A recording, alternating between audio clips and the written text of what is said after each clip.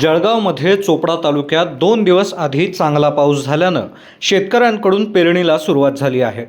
जून महिन्याची 14 तारीख आणि पावसाळ्याची सुरुवात झाल्यानं शेतकरी वर्गाला पेरण्यांची ओढ लागली आहे।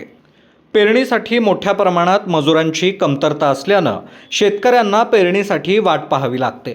त्यामुळे शेतकरी शेतात पेरणी करण्यासाठी आता आधुनिक पेरणी यंत्राचा वापर करत आहेत। ज्या ठिकाणी मजुरांच्या सहाय्याने पेरणी केली जाते त्या ठिकाणी बैलजोडीचा खर्च, मजुरांचं मानधन आणि यासाठी जास्त वेळही लागतो। याउलट यंत्राच्या सहाय्याने जर पेरणी केली तर एक व्यक्ती संपूर्ण शेतात पेरणी करू शकतो, वेळ वाचतो आणि पैशाचीही बचत होते। जिल्हा प्रशासनाने आणि कृषी विभागाच्या माध्यमातून शेतकऱ्यांना त्यांच्या शेतामध्ये आंतरपीक घेण्याचं आवाहन केलं जात आहे।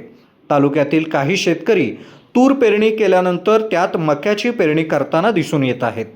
आधी तुरीची काढणी झाल्यानंतर मक्याची काढणी होत असल्यानं शेतकऱ्यांना दोन्ही पिकांचं उत्पन्न चांगलं येऊ शकतं।